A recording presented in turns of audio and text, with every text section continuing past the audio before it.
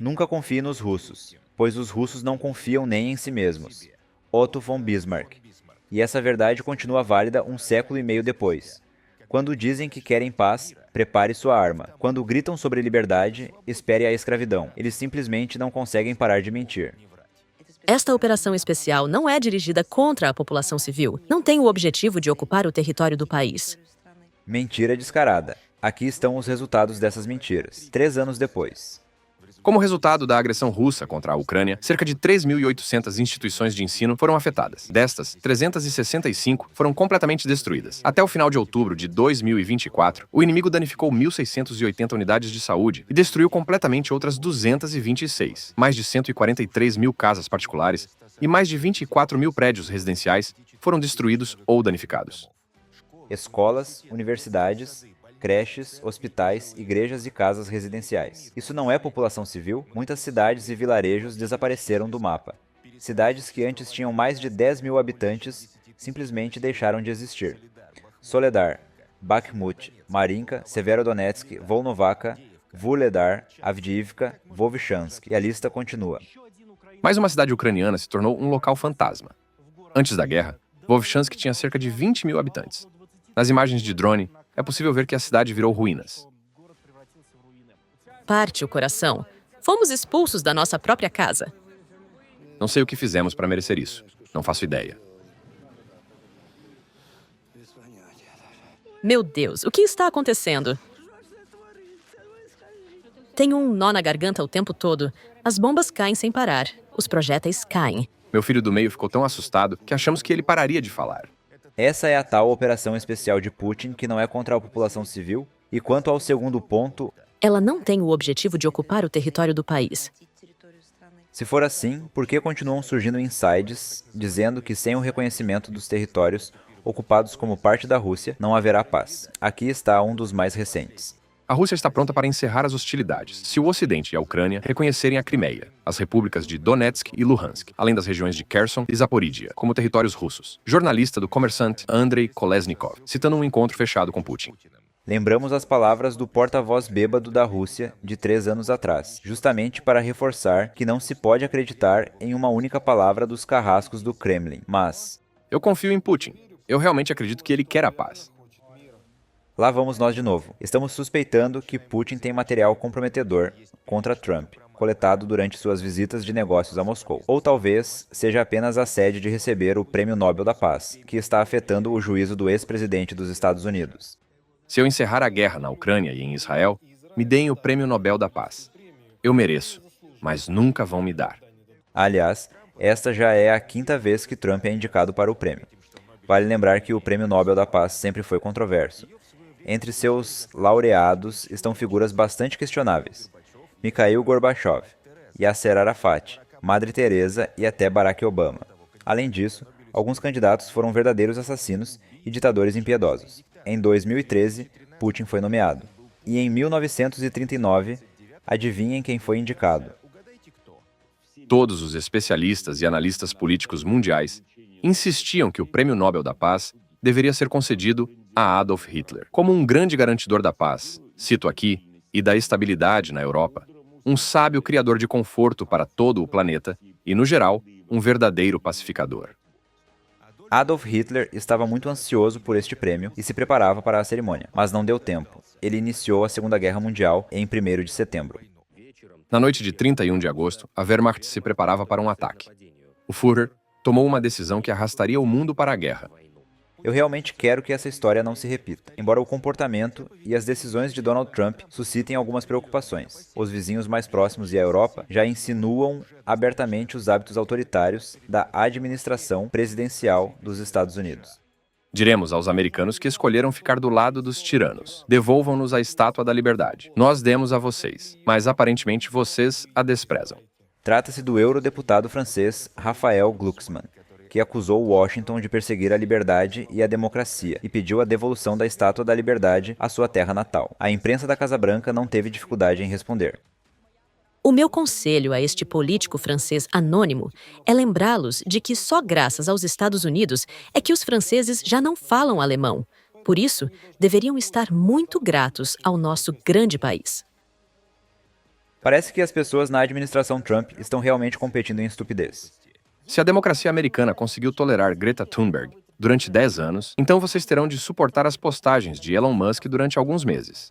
O líder pessoal do obscurantismo americano, Donald Trump, participa regularmente nesta competição de estupidez. A Dinamarca fica muito longe e, na prática, não faz nada. Se eles acham que só porque há muito tempo um barco deles atracou na costa da Groenlândia, agora tem direitos sobre ela, eu não sei o quão justo isso é. Eu não penso assim. Vale lembrar a Donald, se aprofundarmos na história da navegação, seguindo sua lógica, poderíamos inesperadamente questionar até mesmo o direito dos Estados Unidos à existência. Na própria Groenlândia ocorreram os maiores protestos da história, com moradores indo às ruas com cartazes dizendo: "A Groenlândia pertence ao povo groenlandês" e "Nós não estamos à venda". Também havia faixas com os dizeres: América, vai embora. Yankees, voltem para casa. Além disso, nos últimos dias, foram realizadas eleições parlamentares na Groenlândia, e sem surpresa, todos os partidos vencedores se manifestaram contra as declarações de Trump. Nós, todos os líderes partidários, não podemos concordar com as repetidas declarações sobre a anexação e o controle da Groenlândia. Consideramos esse tipo de comportamento inaceitável em relação a amigos e aliados dentro da Aliança de Defesa, escreveram os líderes políticos da Groenlândia. E o mais curioso é que depois de constantes ameaças e ataques depreciativos contra a Dinamarca, Trump ainda tem a ousadia de pedir ajuda justamente a esse país. Os Estados Unidos pediram à Dinamarca e a outros países europeus que exportassem mais ovos diante da escassez e do aumento significativo dos preços desse produto. Será que precisamos dizer que a Dinamarca recusou o pedido dos Estados Unidos, assim como outros países aos quais os ministérios americanos recorreram? Os suecos e holandeses alegaram dificuldades de transporte e restrições diversas. Os alemães disseram que não tem excedente de ovos. E os finlandeses também encontraram um motivo. Iniciar a exportação não é uma tarefa simples, pois não há regras acordadas. Esse processo pode ser longo e exigir diversos estudos, destacou Vera Lehtela, diretora da Associação de Avicultura. Como podemos ver, os Estados Unidos têm cada vez menos amigos na União Europeia. E isso não é surpresa. Afinal, quase nenhum país europeu escapou das ofensas americanas nos últimos 3 meses. O Reino Unido está ultrapassando os limites. Quanto à União Europeia, a situação lá é simplesmente horrível. Gostaríamos de destacar, dentro dos próprios Estados Unidos, muitas pessoas já estão insatisfeitas com as ações de Trump. Basta ver, por exemplo, como o vice-presidente J.D. Vance foi recebido no concerto da Orquestra Sinfônica Nacional.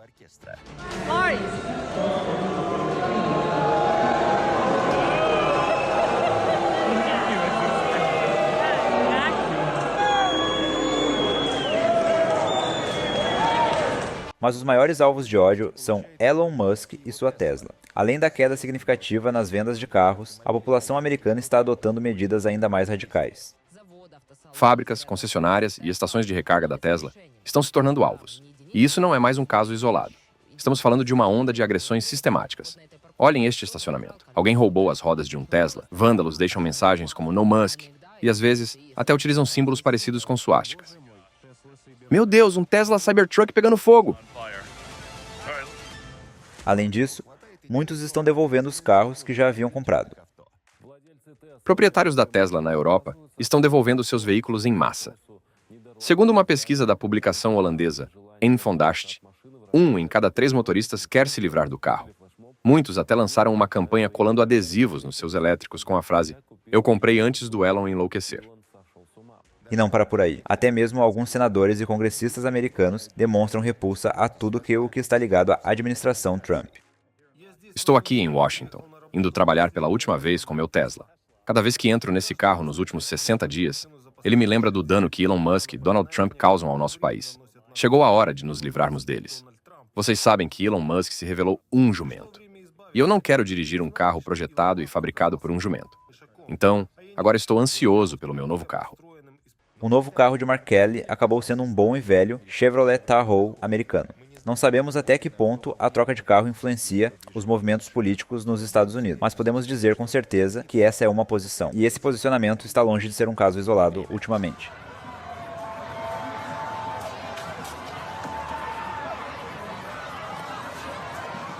Mas o boicote à Tesla e o ódio a Musk são decisões individuais. O que importa mais são as declarações e ações dos Estados Unidos no nível estatal.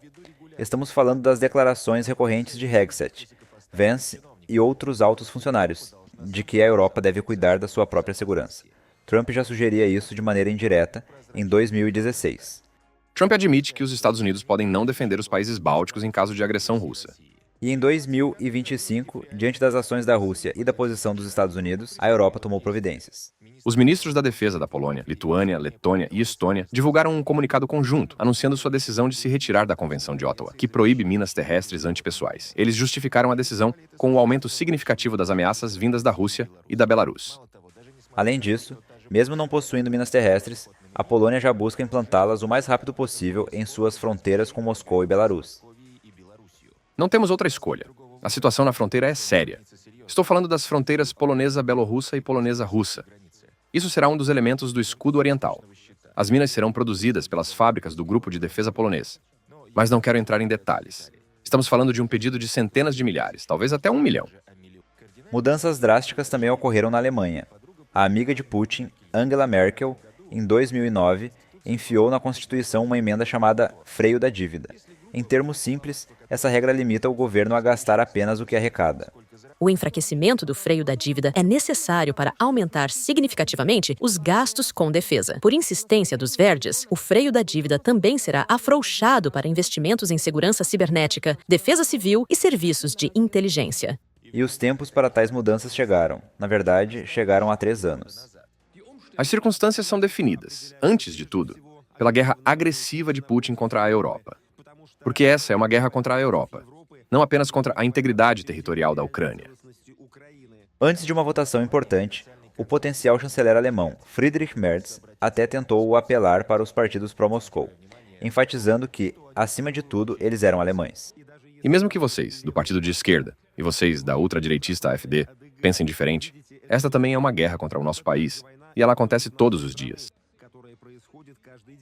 Merz está absolutamente certo. Moscóvia, por enquanto, conduz guerra híbrida contra a Alemanha. Ataques a transmissões de dados, incêndios criminosos, assassinatos encomendados, espionagem por drones contra quartéis, fábricas de armas e usinas nucleares. Tudo isso já acontece. A promotoria de Flensburg, na Alemanha, iniciou uma investigação depois que drones foram avistados repetidamente no norte do país. Estamos falando de uma área industrial, onde há infraestrutura crítica.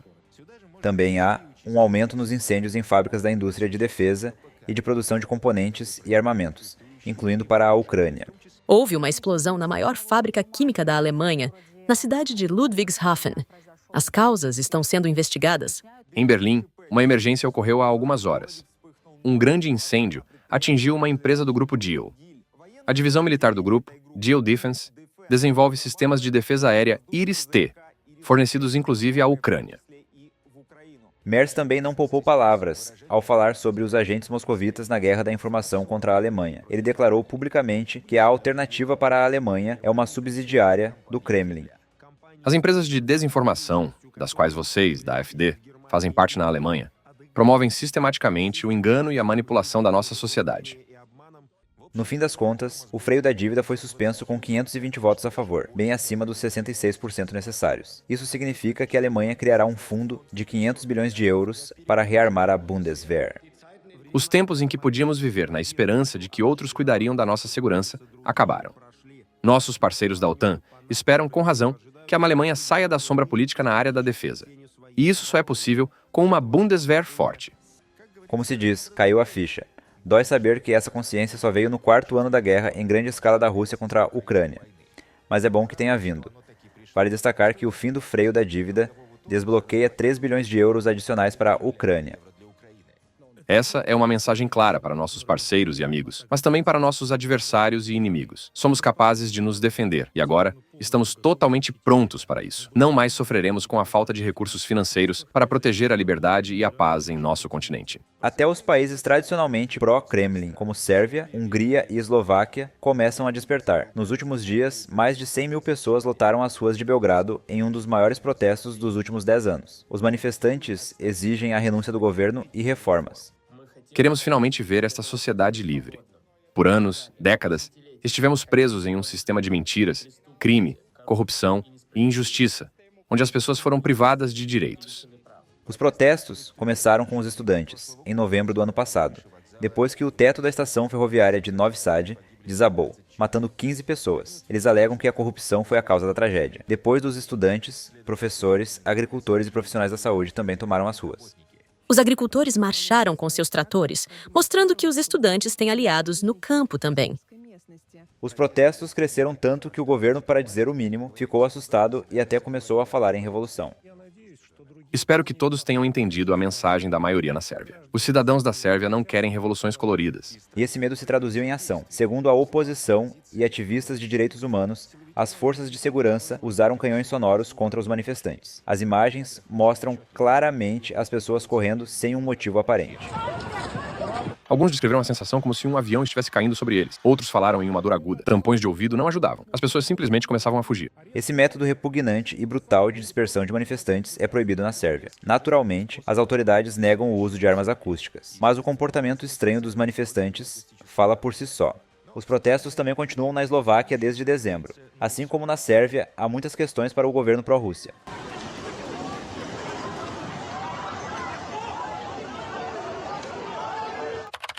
Moradores de várias cidades saem às ruas exigindo que o primeiro-ministro, Robert Fico, interrompa o processo de aproximação com Moscou.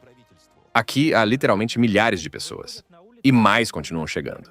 Manifestações como esta estão acontecendo simultaneamente em 50 cidades da Eslováquia.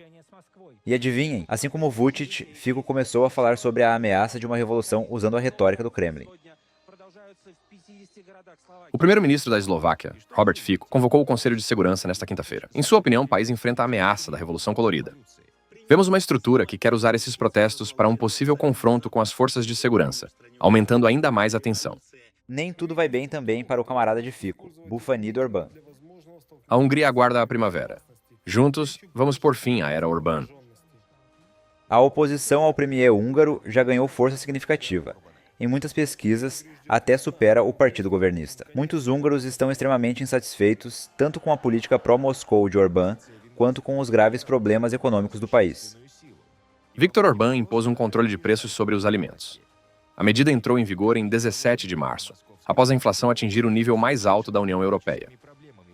Depois do controle de preços, só faltam os cupons de racionamento.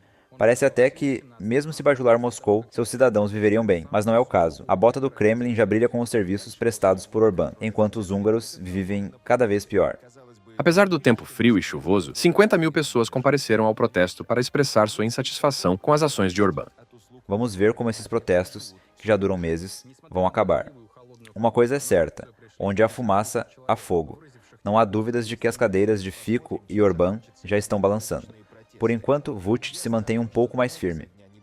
Gostaria de ver mudanças, uma troca de regime. Mas, como dizem os ingleses, é uma tarefa difícil e difícil de concretizar. Repare na geografia dos protestos. Eles só ocorrem nos países onde o Kremlin manipula os governos. Não há nada parecido na Bulgária, na Polônia ou na República Tcheca. Aliás, os tchecos, você não vai acreditar, mas cidadãos tchecos deram um helicóptero Black Hawk para a Ucrânia. Voluntários tchecos, por meio da iniciativa particular Presente para Putin, arrecadaram dinheiro para comprar um helicóptero. A campanha de arrecadação para adquirir o Black Hawk começou em 17 de novembro de 2023. No total, 20.400 doadores participaram. Arrecadamos entre 220 e 270 mil coroas tchecas por dia. Na sexta-feira, após um encontro na Casa Branca, em apenas 40 minutos, recebemos 800 mil coroas tchecas, e o ritmo só aumentava. A Europa tem motivos não só para se preocupar, mas para se preparar para a guerra. No mínimo, deve estar armada até os dentes. Afinal, já houve ataques de mísseis e drones na Polônia e na Moldávia. O embaixador russo recebeu fragmentos de um drone russo que caiu no território da República da Moldova. Drones russos e iranianos, do tipo Shahed, invadiram repetidamente os países bálticos e a Romênia. Em Belarus, então, já são de casa. Olha, caiu em Gomel. O que foi isso? Explodiu. Só em novembro de 2024, 151 drones Shahed, lançados pela irmã Rússia, caíram em Belarus. Você não vai acreditar, mas essa sucata voadora, barulhenta e mortal, já está chegando até o Cazaquistão.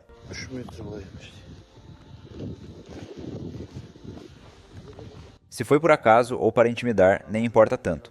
O que importa é que um macaco com uma granada, por mais ridículo que pareça, é extremamente perigoso. Perigoso para todos ao redor. Então, armem-se e ajudem a Ucrânia. não cometam os mesmos erros que a própria Ucrânia cometeu no passado. No fim das contas, não é a falta de armas que evita uma guerra, mas justamente a sua presença. Atualmente, a Ucrânia possui a defesa mais poderosa e as forças armadas mais experientes da Europa, com 800 mil homens e mulheres, além de equipamentos e armamentos modernos. Eles estão armados até os dentes. Essa é a garantia número 1 de segurança. A única solução real para conter Moscou seria a máxima militarização da Ucrânia.